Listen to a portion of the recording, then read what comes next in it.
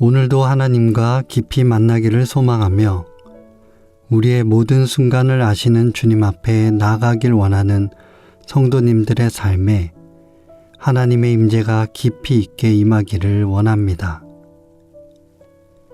이제 성령님의 임재와 도우심을 구하는 기도를 드리겠습니다. 사랑하는 성령님, 이곳에 임하여 주옵소서. 우리의 마음을 열어주시고 주님의 임재를 깊이 경험하게 하옵소서. 성령의 바람이 불어와 우리의 영혼을 새롭게 하시고 주님의 뜻을 깨닫는 은혜를 허락하여 주옵소서. 우리 안에 역사하셔서 주님의 사랑과 능력으로 충만하게 하시기를 기도하며 이 모든 간구 예수 그리스도 이름으로 기도드립니다. 아멘. 이제 하나님께서 오늘 우리에게 주신 말씀을 읽겠습니다. 먼저 구약성경 시편 86편 16절 말씀입니다. 내게로 돌이키시고 내게 은총을 베푸소서. 당신의 힘으로 당신의 종을 강하게 하소서. 신약성경 요한복음 16장 23절 말씀입니다. 내가 진정으로 진정으로 너희에게 말한다. 너희가 아버지께 구하는 것은 무엇이나 아버지께서 내 이름으로 주실 것이다.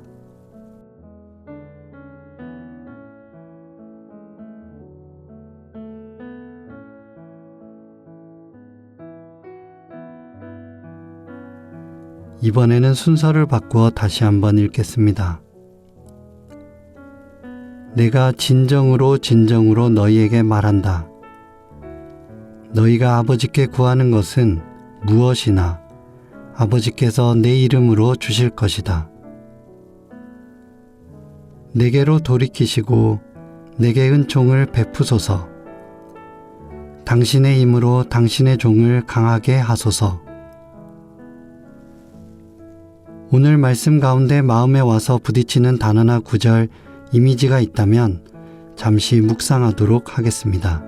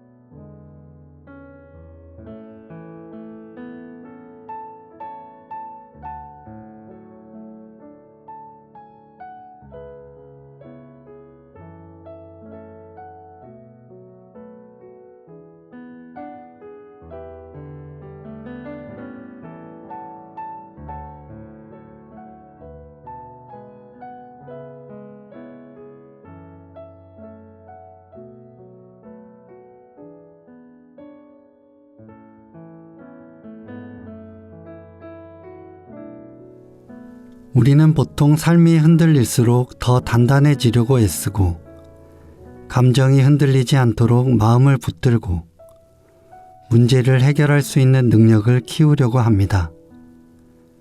그런데 오늘 시편의 기도는 자신의 결심이나 의지를 먼저 말하지 않고 당신의 힘으로 당신의 종을 강하게 하여 달라고 간구합니다. 여기서 우리는 대개 강하게 하소서라는 표현에 집중하게 되지만 사실 우리가 집중해서 보아야 할 말은 당신의 힘으로 라는 말씀입니다.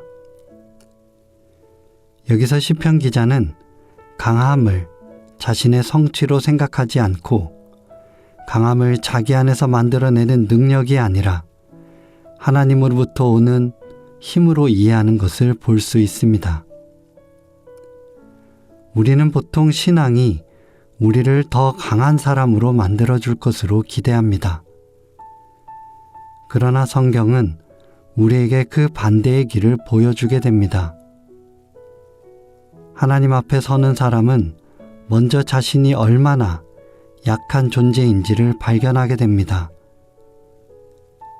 하나님을 믿는다는 것은 자신이 모든 것을 감당할 수 있는 존재라는 확신을 얻는 것이 아니라 오히려 자신이 모든 것을 감당할 수 없는 존재라는 사실을 정직하게 받아들이는 것에 가깝다고 할 수 있습니다. 그렇다면 신앙은 결국 의존하는 삶인가요? 우리는 보통 의존이라는 말을 생각할 때 스스로 서지 못하는 사람, 스스로 결정하지 못하는 사람을 떠올리기 때문에 조금 부정적으로 이해합니다. 그러나 성경이 말하는 의존은 힘이 없는 사람이 어쩔 수 없이 기대는 상태가 아니라 자신의 삶을 누구에게 맡길 것인지 의식적으로, 의지적으로 선택하는 행위에 가깝다고 할 수 있습니다. 그런 의미에서 오늘은 그리스도를 본받아라는 주제 중 하나님께 모든 것을 내어 맡기신, 오직 하나님께 자기 자신을 온전히 의탁하신 예수 그리스도를 깊이 묵상하길 원합니다. 요한복음 말씀에서 예수님은 아버지께 구하는 것은 무엇이나 아버지께서 내 이름으로 주실 것이다 라는 말씀을 하시는데, 이 말씀의 중심은 응답의 범위에 있는 것 같지만 사실 이 말씀의 중심은 기도의 방향에 있습니다. 예수님은 제자들에게 무엇을 할 수 있는지를 먼저 가르치시지 않으시고 누구에게 나아가야 하는지를 가르치신 것을 볼 수 있습니다. 아버지께 구하라. 즉 기도의 방법이 아니라 하나님과 인간의 존재의 위치를 정확하게 알려주고 계신 것입니다. 사실 예수님의 삶을 자세히 보면 예수님은 단 한 번도 자신을 완전히 독립적인 존재로 나타내신 적이 없으십니다. 요한복음 전체를 관통하는 한 가지 특징이 있다면 예수님은 끊임없이 자신을 아버지와의 관계 안에서 설명하신다는 점입니다. 아버지께서 하시는 일을 보고 그대로 한다. 아버지께서 나를 보내셨다. 예수님의 삶은 오직 아버지와의 관계 속에서 살아가고 나타내는 삶이었습니다. 여기서 우리는 의탁이라는 말의 또 다른 의미를 발견하게 됩니다. 의탁은 단순히 도움을 요청하는 행동이 아니라 자신의 삶이 어떤 관계 안에서 존재하는지 인정하는 태도라는 것입니다. 예수님은 아버지의 힘에 의존하신 분이라기보다 아버지와의 관계 안에서 자신의 존재를 이해하신 분이었습니다. 우리는 종종 하나님을 믿는다는 것을 하나님의 도움을 받는 것 정도로 이해합니다. 그러나 복음이 말하는 신앙은 단순히 도움을 받는 것이 아니라 자신의 삶이 아버지와의 관계 속에서 존재한다는 사실을 받아들이는 것, 우리의 삶의 중심이 어디에 있는지를 발견하는 것입니다. 결국 지금의 이 사순절은 우리가 무엇을 더 할 수 있을지를 고민하는 시간이기보다 우리가 얼마나 자주 하나님 없이도 살아갈 수 있다고 생각해 왔는지를 스스로 돌아보는 시간이라 할 수 있습니다. 우리는 하나님을 믿으면서도 여전히 스스로를 붙들고 살아가려 합니다. 우리의 계획, 우리의 능력, 우리의 판단이 우리의 삶을 지탱해 줄 것이라고 생각합니다. 그러나 우리가 붙들고 있던 것들이 생각보다 쉽게 흔들린다는 사실을 깨닫는 것은 그리 어려운 일이 아닙니다.